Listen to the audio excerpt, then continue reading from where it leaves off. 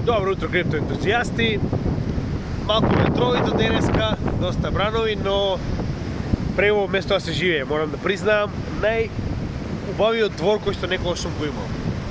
Аз сум бил на повеќе од 100 острови, но ете, некако ово едноставно ми остави вако повеќе, како да кажам, љубов и затоа и се вратив овде, на страна од тоа што се врати заради нели позитивната крипторегулатива. Но како и да е, едноставно преубаво кога ќе може да се симнете буквално од вашата зграда и само да го видите ова и да нели едноставно поуживате. Како и да е. Денеска би сакал малку повеќе да разговарам за DCA.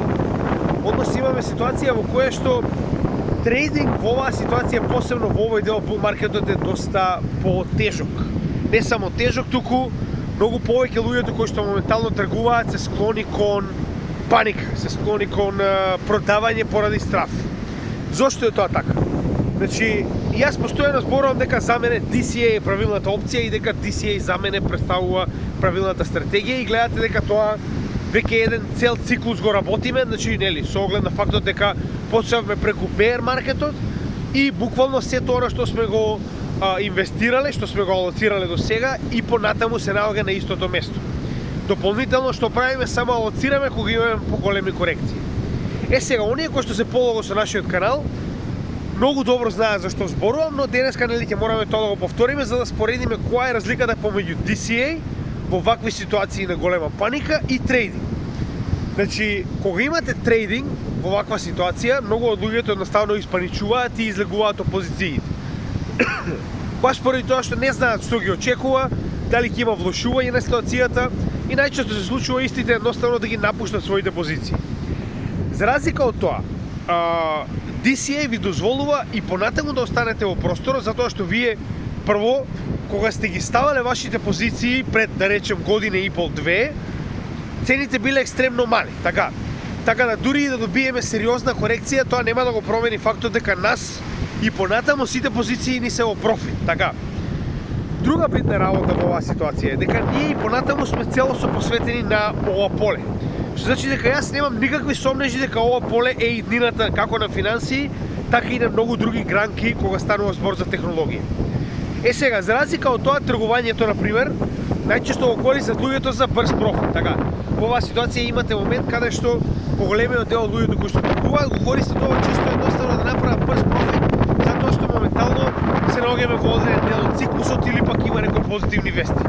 На крајот од денот поголемиот дел од трговците не се посветени на оваа сфера. Значи гледате дека ние тоа го правиме веќе долго време и сме целосно посветени.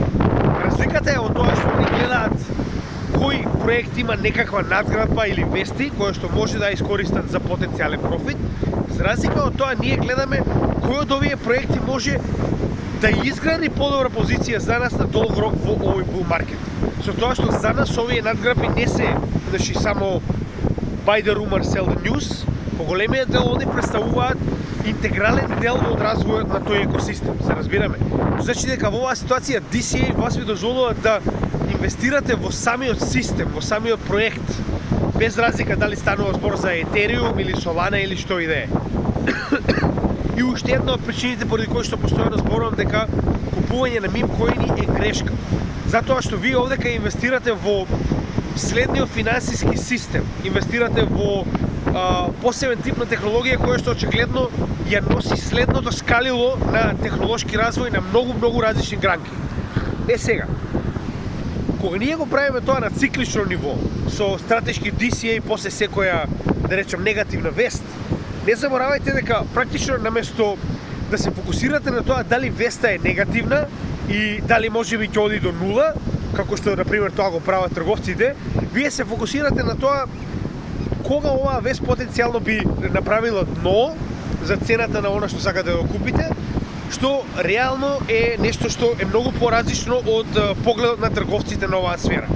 Односно, уште еднаш, клучната разлика помеѓу луѓе кои што користат трейдинг и DCA е фактот дека поголемиот дел од оние кои што користат DCA навистина веруваат во оваа сфера и се овдека долгорочно. Не сакам да ги навредам луѓето кои што тргуваат, но многу често оние кои што тргуваат, доколку денеска има нови вести за Тесла, ќе се преместат целосно на акции. Доколку има нови вести околу, не знам, инвестирање во суровини, ќе купат можеби нафта, не знам, на Ел Торо и така натаму. Идејата ми е дека DCA, за оние кои што на вистина гледаат дека ова е начинот на инвестирање за нив, ви дава многу поинакво гледиште на ова поле, на оваа технологија. Уште еднаш ќе напоменам. Значи, класичен пример. Имаше многу луѓе кои што ми кажаа дека излегле од сите своји позиции во текот на последниве, да речам, паник сел моменти. Зошто го велам тоа? Значи имате ситуација во која што имаше паника за потенцијална војна во Израел и Иран и многу од луѓето испаднаат целосно од своите позиции. Зошто јас мислам дека тоа е грешка? Значи еве моментално се повеќе и повеќе самиот пазар ни покажува дека оваа корекција е завршена. Односно ни покажува дека на некој начин се смири целата ситуација, напротив од тоа што веруваме дека нема да се случи, но со инсистирање на големите сили, првенствено на Мурика, буквално се смири целата оваа ситуација, Иран као наводно врати со оние 3 дронови, но што ми беше поентата? Поентата е дека на крајот од денот и најлошите ситуации порано или подоцна ќе завршат. Без разлика дали е пандемија, без разлика дали е војна. А луѓето кои што инвестирале со DCA и понатаму се на своите позиции. Оваа корекција ќе заврши и пазарот ќе се врати во оној правец во кој што вие практично очекувате да оди. Така, затоа што знаете кои се фундаменталните вредности на оваа технологија. Знаете кои се фундаменталните вредности на правецот во кој што се движи. Зошто го велам тоа? Централните банки и понатаму ќе принтаат пари. Неизбежно. Порано или подоцна, затоа и чекаме конечно да добиеме rate cut. Така. Значи, кога и да почне тоа принтање на пари, автоматски повторно ќе го придвижи овој пазар нагоре. Претходните два циклуси ние го добивавме врвот со екстремно добри вести од типот на Bitcoin Futures, беше буквално врвот на 2017-2018 bull маркетот. Моментот кога MicroStrategy почна да купува, на некој начин беше буквално скоро пред врвот кога дојдовме од 2021 година на bull маркетот и тоа беше означено со на некој начин ситуациите каде што Тесла продаде и така натаму, но на некој начин беа ова некои мали, сега веќе од овој аспект мали вести кои што предизвика пазарот да изврши, да го заврши својот циклус. Ние во овој циклус, уште пред да почнеме, уште пред да дојде самиот халвинг, ние веќе имаме 3 од топ 5 корпорации во светот дебело инвестирани во биткоин. Ние имаме најголемите банки разговараат за тоа како да го имплементираат биткоин и етериум за да може да го понудат на своите клиенти. Имате најголемите берзи во светот, каде што веќе знаете дека на Њујоршката и Чикашката берза се практично тргуваат биткоин спот ETFs. Моментално истото почнува да биде вистина како во Германија, наскоро и во Англија. Хонг-Конг дозволи биткоин спот ETFs. Оно што сакам да го кажеме дека вестите и понатаму продолжуваат да бидат екстремно добри, а за жал луѓето се доста негативно настроени. Значи, ние заборавивме како беше кога имаше секој ден негативна вест до моментот кога конечно FTX колабираше, до моментот кога конечно Foreros Capital колабираше и заборавивме како е секој ден коините кои што ги купуваме до надоле по 5-10%. Така, сега наеднаш мал стрес, добивме 20% корекција и едноставно сите почнаа да продаваат. Значи јас не можам да ви кажам што да правите и никогаш не сум го правил тоа. Оно што сакам да ви го кажеме дека DCA ви дава и понатаму простор да останете во целиот овој, да речам, сектор, без да се секирате дали цената и понатаму ќе продолжи да паѓа. Зошто го велам тоа?